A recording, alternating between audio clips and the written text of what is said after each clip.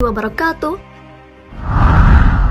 Sahabat beriman, neraka adalah tempat paling buruk yang pernah ada. Itulah gambaran yang diberikan dalam berbagai dalil. Kita pun mengamininya karena mendengar gambaran-gambaran neraka yang sangat mengerikan. Namun ternyata ada tempat yang lebih mengerikan dari neraka. Tempat seperti apakah itu? Mengapa tempat tersebut bisa lebih mengerikan dari neraka? Tonton video ini agar tidak sesat. Neraka sudah disiapkan untuk orang-orang yang ingkar kepada Allah Subhanahu wa Ta'ala. Neraka dipenuhi dengan api. Hal ini sudah disampaikan dalam hadis dari Abu Hurairah. Rasulullah SAW bersabda, "Api kalian di dunia ini merupakan bagian dari 70 bagian api neraka jahanam." Ditanyakan kepada beliau, "Wahai Rasulullah, satu bagian itu saja sudah cukup untuk menyiksa pelaku maksiat?" Beliau bersabda, "Ditambahkan atasnya dengan 69 kali lipat yang sama panasnya." Hadis riwayat Bukhari. Rasanya tidak ada kebaikan yang ada dalam neraka itu, sebab penjaganya saja menyeramkan.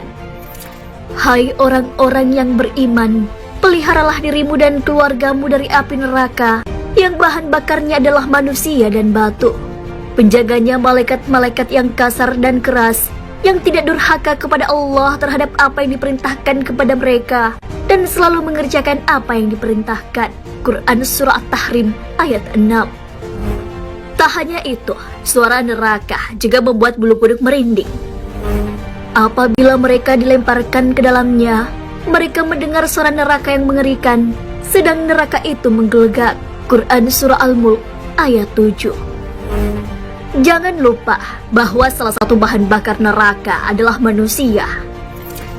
Jika kamu tidak mampu membuatnya, dan pasti tidak akan mampu, maka takutlah kamu akan api neraka yang bahan bakarnya manusia dan batu, yang disediakan bagi orang-orang kafir. Quran Surah Al-Baqarah ayat 24.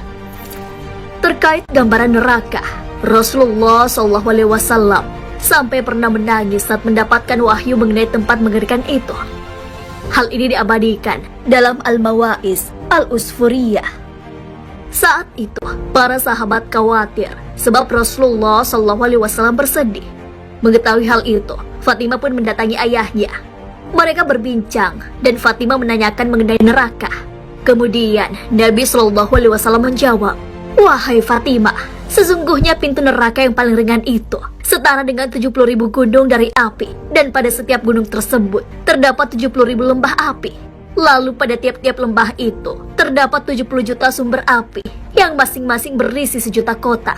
Kemudian pada setiap kota tersebut terdapat 70 juta istana api.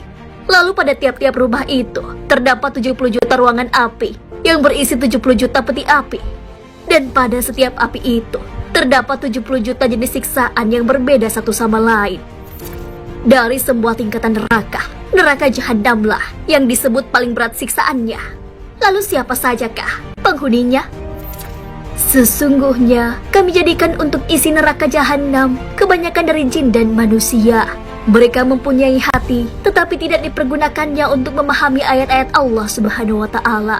Mereka mempunyai mata, tetapi tidak dipergunakan untuk melihat tanda-tanda kekuasaan Allah Subhanahu wa Ta'ala. Mereka mempunyai telinga, tetapi tidak dipergunakannya untuk mendengar ayat-ayat Allah Subhanahu wa Ta'ala. Mereka itu sebagai binatang ternak, bahkan mereka lebih sesat lagi. Mereka itulah orang-orang yang lalai. Quran Surah Al-A'raf ayat 179. Dari segala gambaran kengerian neraka, terutama neraka jahanam, ternyata masih ada tempat yang lebih menakutkan. Bahkan neraka jahanam memohon kepada Allah Subhanahu wa Ta'ala agar dijauhkan dari tempat tersebut. Tempat apakah itu? Tempat yang lebih menakutkan dari neraka jahanam adalah sebuah lembah bernama Jub Al-Hazn, yang diartikan sebagai lembah kesedihan. Tempat tersebut diceritakan oleh Ibnu Katsir dalam kitabnya. Rasulullah SAW bersabda, "Sesungguhnya di dalam neraka jahanam benar-benar terdapat sebuah lembah, yang neraka jahanam sendiri meminta perlindungan kepada Allah dari keganasan lembah itu. Setiap harinya sebanyak 400 kali lembah itu disediakan bagi orang-orang yang ria atau pamer dari kalangan umat Nabi Muhammad yang hafal kitabullah atau Al-Quran dan suka bersedekah. tetapi bukan karena Allah, dan juga bagi orang yang berhaji ke Baitullah, dan orang yang keluar untuk berjihad tetapi bukan karena Allah. Hadis riwayat Tabrani. Rasulullah SAW juga pernah menyuruh para sahabatnya untuk meminta perlindungan dari lembah tersebut. Nabi SAW bersabda, "Mohonlah perlindungan Allah Subhanahu wa Ta'ala dari Jub Al-Hazan." Kemudian para sahabatnya bertanya, "Tempat seperti apakah Jub Al-Hazan itu?" Lalu Nabi SAW pun menjawab, "Itulah sebuah lembah di neraka Jahannam, yang setiap hari neraka Jahannam sendiri memohon perlindungan dari itu Jub Al-Hazan sebanyak 100 kali." Karena penasaran siapa yang akan menghuni, para sahabat pun bertanya, "Siapa penghuni lembah itu nantinya?" Rasulullah SAW pun bersabda, "Para pembaca Al-Quran yang beramal karena pamrih atau riya." Hadis riwayat Tirmidzi. Sangat amat disayangkan, para pembaca Al-Quran di dunia kelak di akhirat harus berada di neraka. Itulah yang membuat mereka menyesal dan bersedih. Amalan yang mereka kerjakan selama hidup menjadi sia-sia, sebab mereka hanya mengharap pujian dari manusia yang lain. Penggambaran Jub Al-Hazan juga disebutkan dalam riwayat Sufyan Ats-Tsauri. Sesungguhnya di neraka Jahannam ada sebuah lembah, di mana neraka Jahannam itu sendiri setiap hari memohon perlindungan darinya sebanyak 70 kali. Lembah tersebut dihuni oleh para qura yang gemar mengunjungi para penguasa. Sungguh sangatlah mengerikan lembah Jub Al-Hazan itu. Terlebih lagi, mengetahui ternyata penghuninya adalah orang yang riya. Sebenarnya, riya itu seperti apa? Berbicara mengenai riya, perbuatan ini ternyata digolongkan ke dalam syirik kecil sehingga dihukumi haram. Riya pun sangat berbahaya. Hal ini telah disampaikan Nabi SAW dari Mahmud bin Labid. Rasulullah SAW bersabda, "Sesungguhnya yang paling ditakutkan dari apa yang saya takutkan menimpa kalian adalah asyirkul asghar, syirik kecil."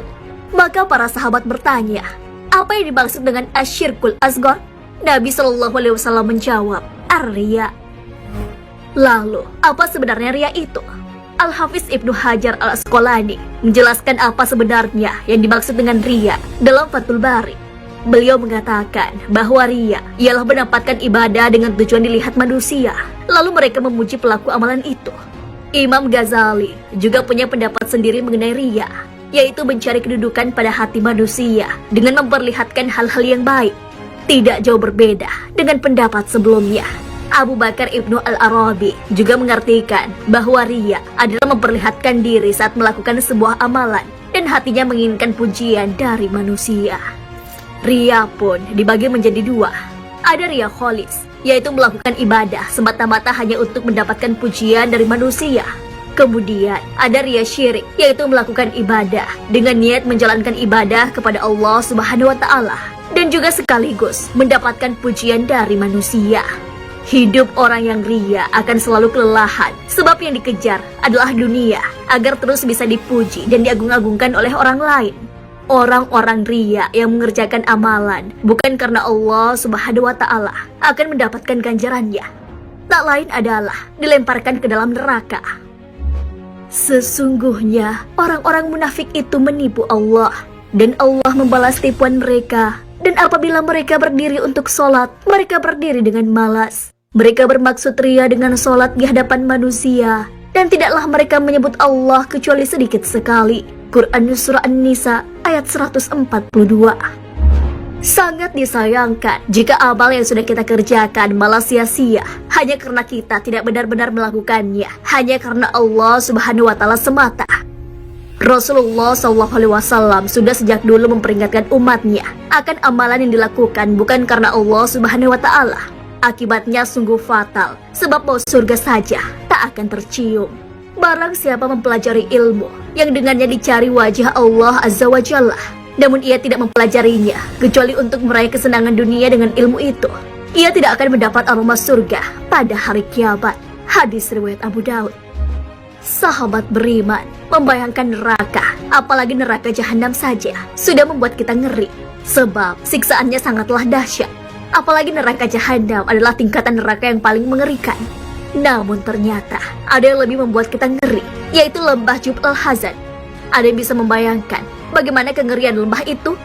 Semoga kita tidak akan pernah mengunjungi tempat tersebut. Wallahu a'lam bishawab. Wassalamualaikum.